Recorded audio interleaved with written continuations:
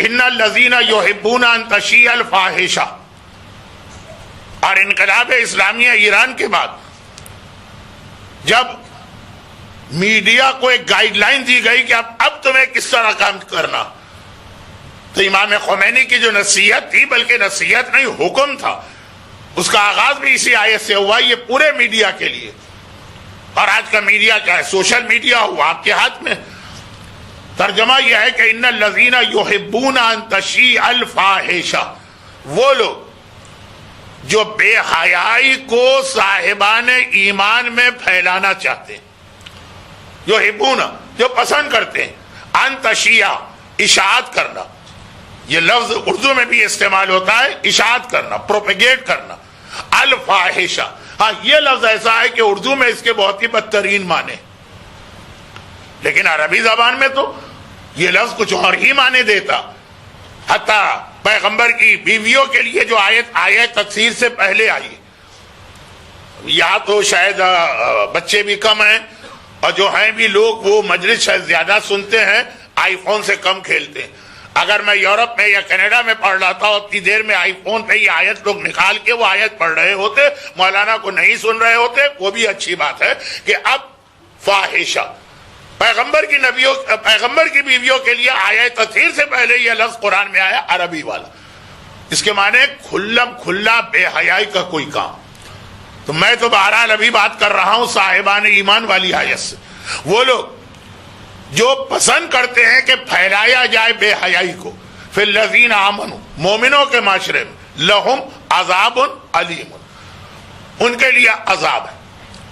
اچھا یہ تو اور کئی گناہوں کے لیے قرآن نے کہا، پھر ایک منزل آگے بڑھ کے کہا علیم، عام عذاب نہیں ہے، علیم علم سے بنا پین، انتہائی تکلیف دینے والا عذاب۔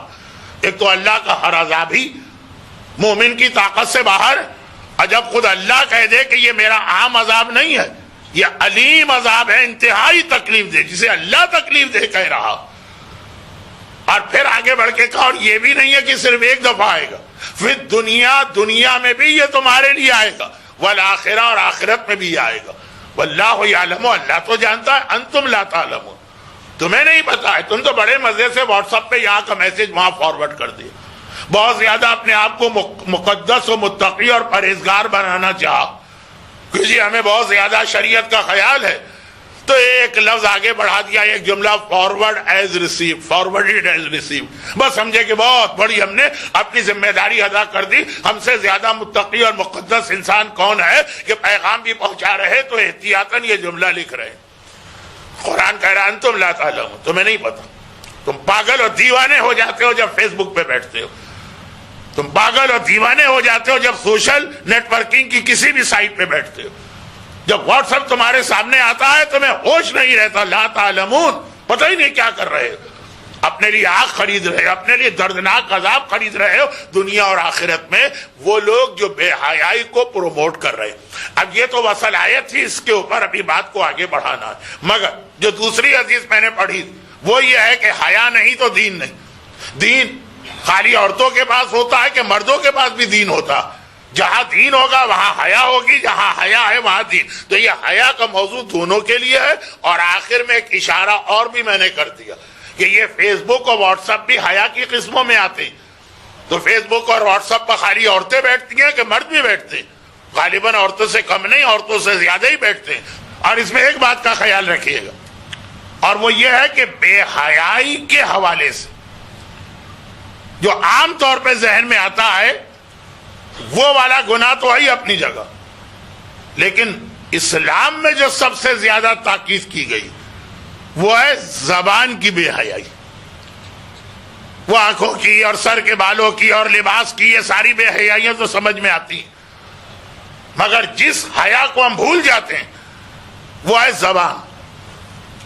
مومن کے لیے بہت اہم پیغام ہے کہ اپنی زبان کو بے حیا نہ ہونے دو، زبان پہ کوئی ایسا لفظ نہ آنے پائے جو مومن کی شان کے خلاف۔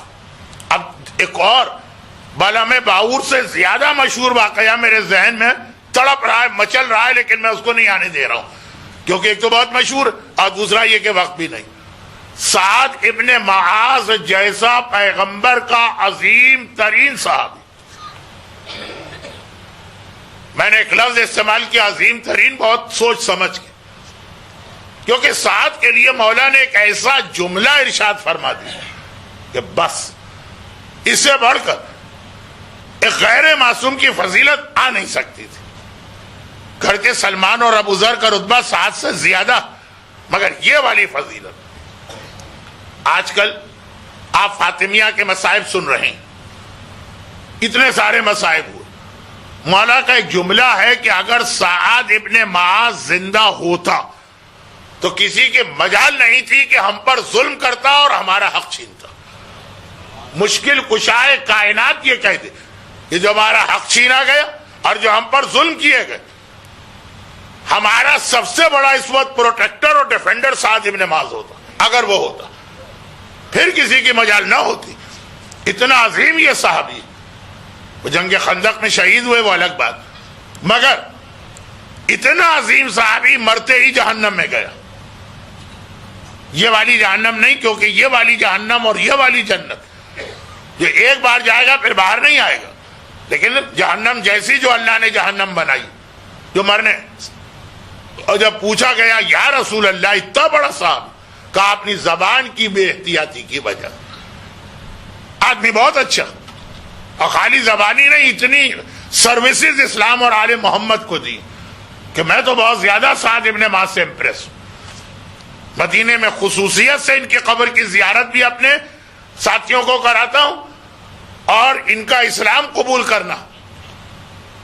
یہ واحد صحابی ہے جو کنویں میں غوطہ لگاتے ہوئے کلمہ پڑھ رہے تھے، تو وہ میں تو بہت زیادہ امپریس ہوں، لیکن مرتے ہی عذاب جہنم۔ ابھی پیغمبر بقی سے نکلے اور کہا کہ فشار آ گیا۔ آپ کے ہمارے مردوں کو تو اللہ پھر بھی اتنی مہلت دیتا ہے کہ نماز وحشت پڑھ لی جائے۔ کبھی بھی آپ نے دفن کیا فجر تک انتظار کیا جاتا ہے، اس کے عذاب کو روکا جاتا۔ سعد ابن معاذ جیسا عظیم صحابی اللہ نے اتنی بھی مہلت نہ دی، تم اتنے بڑے اور تمہاری زبان۔ اب یہ زبان کی بات میں نے کیوں کی؟ زبان کی بات میں نے اس لیے کی کہ جو کام پہلے زبان کرتی تھی، آج کل وہی کام جو ہے قلم کرتا ہے، آج کل وہی کام آپ کی وہ انگلیاں کرتی ہیں جو کی پیڈ کے اوپر یا ٹچ بٹن پہ حرکت کر رہی۔ اب میں حیران ہو جاتا ہوں بعض اوقات، کبھی یوٹیوب پر کسی قابل احترام عالم کی مجلس بھی سننا ہو تو نہیں سن پاتا، نیچے جو کامنٹس کے اندر ماں بہن کی کھلی کھلی گالیاں چل رہی ہوتی۔ اچھا مجھے ذاتی طور پہ بھی معلوم ہے، اور وہی بات کا ایکسپرٹس اوپینین کہ بہت سارے ان میں سے کامنٹس کرنے والے ایسے ہیں جو مومن نہیں ہیں، باقاعدہ ادارے بنے ہوئے ہیں ہم لوگوں کی توہین اور تذلیل اور ہمارے مراجع کے کارٹون بنانے اور ہمارے علماء کا مذاق اڑانے۔ وہ اپنے لوگ ہیں بھی نہیں، چاہے نام انہوں نے ہمارے جیسے رکھے، لیکن ذاتی طور پر مجھے معلوم ہے کہ بہت سے ایسے ہیں جو یہی لینگویج گھر کے ایک چھوٹے سے کمرے میں وہ لینگویج استعمال کرتے ہوئے آدمی شرما جائے، جو اس طرح واٹس ایپ کے اندر اور جو اس طرح یوٹیوب کے اندر جو اس طرح سے کہیں کامنٹس کے اندر پاس کر دی جاتی ہے۔ یہ جو ہے نا، یہ زبان کی بھی حیا ہوتی ہے، خالی سر کی چادر کا نام حیا نہیں ہے۔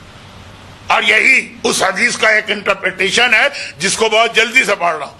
جب اللہ کے رسول معراج مکمل کر کے آئے، کل بھی معراج کا تذکرہ ہوا پیغمبر کی اسپیڈ کی وجہ سے، آج بھی معراج کا تذکرہ ہوا مسجد اقصی کی وجہ سے، اور یہ آخری۔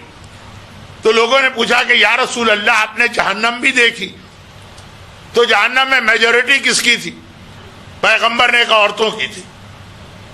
مرد تو خوش ہو گئے، لیکن عورتیں وہ آئیں کہ یا رسول اللہ تو آخر ہماری میجورٹی جہنم میں جائے گی تو کیوں جائے گی؟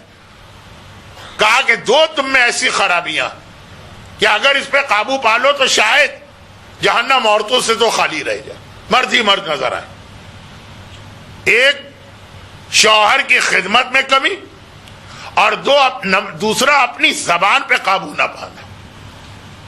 یہ زبان کیا ہے؟ زبان کی حیا۔